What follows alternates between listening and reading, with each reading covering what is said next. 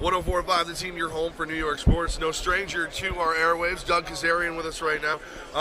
Doug, first of all, thanks for joining us. You are like the prettiest girl at prom. Everywhere you walk, there's like somebody shaking your hand. I don't know about that, but it was good to see Mark Schler, the former co-worker. Look, I've been at ESPN 5.5 years now that I have to do the math. It's awesome. I saw Lindsay Zarniak walking by and some other people, so it's a lot of fun connecting with some folks. But it also makes me feel old. It means I've been in the business a long time. I'm young at heart. I can't handle this. Now, before you got to ESPN, was it 8 years in Las Vegas? Seven years in yeah. Las Vegas. And you're looking at this, another sign of it, the Vegas spreads and what's going on. Is there one number, whether it be the point spread, the over-under, something that's jumped out to you about Super Bowl 52? Well, I just think in general what we've seen with the line move is interesting. I mean, it opened, 6 on Sunday a week and a half ago, and it's come down to 4.5 and even 4 at some spots, and I've heard some odds makers tell me that it might even go to 3.5 because it's human behavior. It's what did we see last? And this point spread for the Super Bowl was posted late third quarter of the NFC Championship game, which was the Eagles dominating. So they put up 6, and the fans and the public bettors had just seen the Patriots struggle down 10 in the fourth quarter. So they're like, well, you're giving this dominant team, this Eagles team, 6 points, give me that. And that's why you've seen it move. So that's, I think, just the sharp movement on the underdog. I think what is most noticeable and kind of stands out to me.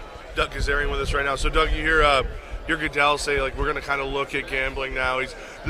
I don't want to say, like, almost accepting, but the softest we've ever heard him speak about betting. Right. I think people are chipping away on him because for so long he didn't want to admit it, that's one of the reasons, and the major reason football is so big in this country. It's because of betting. And, right. They do fantasy football, which is a version of betting, and they've done other stuff, but I think he realizes, whether it be the Supreme Court and the hearing from New Jersey in this past December with a decision coming up in May or June, whether it's that or just Adam Silver pushing things or just realizing it's only a matter of time, I think that's been the most important and probably the reason behind the softening of Roger Goodell's stance. That, and he wants to get a piece of that pie.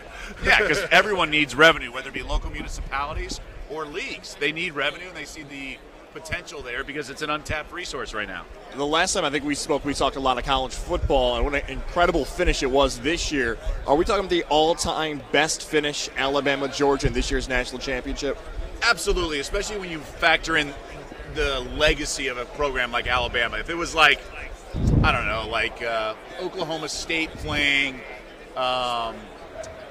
Tennessee, then it'd be awesome, but when you're talking Nick Saban trying to be Bear Bryant or match that legacy and the narrative of all that, and the fact that it was in SEC country and quarterback switch, the freshmen, I mean, there were a lot of storylines that added to it. It's certainly right up there with the greatest college football games of all time. Doug Kezirian here. We are on Radio Row in the Mall of America. It's getting crazy. You handed us. I mean, like, is this your college thesis? What is this? Don't worry, we have to just do the Cliff Notes. It's okay. Not a textbook Thank for God. college. Yeah. Well, is this everything that Westgate Las Vegas is? So these are all about 400 proposition bets, and as you guys know, like, Super Bowl betting is such a large fabric of the Super Bowl now, and we know about the color of the Gatorade and the coin toss and the national anthem, but it's become so the prop bets, which is everything outside of like the point spread and the over/under, accounts for more than 50% of the total money bet on the Super Bowl. Think about that. When they take $1 million wagers, they offset that in terms of overall money with all the nickel and dimers on Tom Brady's passing yards or will there be overtime. So it is such a large part. There's so much interest. Look, they don't do these 400 props because they enjoy doing it. Right. 3 days of headache and poring over numbers, and they all meet and do it. But because of that, it's worth their while. And, yeah, it's a big part of it, and there's large interest. I have a prop bet for Doug Kezirian. Over under 3:30 in the morning when you wake up like twice. I feel like you have the craziest schedule of anybody at ESPN when it comes to radio and TV. I am wearing many hats. That's a fair comment. I would say it is, well, when I go to bed or wake up, because I go to bed after that. Man, I can't even keep track of it. So I've done some fill-in radio, and obviously, as you guys very well know in this industry, you guys are just as committed as I am. When opportunities present themselves, you take it, right? So I've been able to host First and Last, filling in for Mike Golick Jr., 4 to 6 a.m. I've done some Golick and Wingo as well. And then I'm doing SportsCenter at night. Like last Saturday, I did the 1 a.m. show, but we also had to toss live to the 3:30 Australian Open coverage. So I was doing SportsCenter up until 3:30 on Saturday and then tossing to Fowler. But as you guys know, those are the moments you live for, to kind of be on the front lines at the big stage, and you want that opportunity because it's kind of fun to thrill the moment live to Chris Fowler in the bunker with the McEnroe brothers and Chris McHenry hosting our coverage out there in Melbourne as well. So it is just fun to do, and I mean, look, we all get to talk about sports for a living. It's not that bad. It's not the worst thing in the world. Is there anybody you've seen here on Radio Row that even you're like, holy, like there's Victor Cruz or whatever? Right. Well, I just got here, so this is my first day, so I'm still soaking it all in. And like you guys, I've been, you get desensitized a little bit. But I was just psyched to see Mark Schlereth. Like, a coworker, I did radio with him. It's great catching up. We talked a little bit. He's done a lot of work in L.A. with Fox. I'm born and raised in L.A., so we talked about home a little bit. But I think it's more fun I see some friends from other stations too, and it's fun catching up in that regard. Now, Doug, I'm going to trust your judgment here, all right, because you're an Ivy League graduate. I've been getting crushed all week that fanny packs, they accuse me of me wearing a fanny pack, which is not true. You're an Ivy League guy. Fanny packs, yes or no? No, it's actually a punishment in one of my fantasy football leagues. That they have to wear a fanny pack for the entire weekend. Oh, Do you want to go out to dinner, whatever, fanny pack. Well, I mean, we're talking about a kid who lives on string cheese, pudding cups, and for the longest time we thought his fiance was imaginary. So we're designing. Like Vera from Cheers? Yes. Is that right? So we're designing a fanny pack that even comes with a picture of a random female that you can pretend you're engaged to.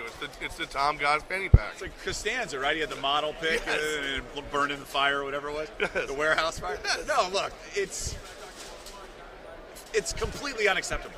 Good. You cannot wear fanny packs. good. I'm not going to. I know you guys accuse me of doing it. I never will. Doug Kezirian you said ever? no.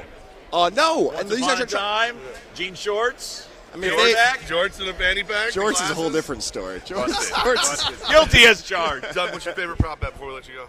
I think Amendola over 51 and a half or 52 and a half yards, whatever it is. Bill Barnwell was on our podcast that came out yesterday. We have another one coming out tomorrow, the Behind the Bets podcast. But Barnwell was saying, not Barnwell, Aaron Schatz was saying, he was on last week's podcast. Schatz was saying that the Eagles give up the most yards to number 2 wide receivers in the NFL this season. Love it. And that just shows you how many shows you've done. And Barnwell yesterday said that the weight of this Eagles defense, look what the Giants did to them. Not with the Giants with Odell and all their weapons. Even with all the injuries, the Giants moved the ball, put up a lot of points. It's because they went hurry up, and he anticipates Belichick doing the same. Fast pace, more yards, more passing. Doug Kezirian, I would list off all the shows that you're on, but we've only got a couple hours left on today's show. Thank you so much for making time. Great to be on, guys. Anytime you need me, I'm here.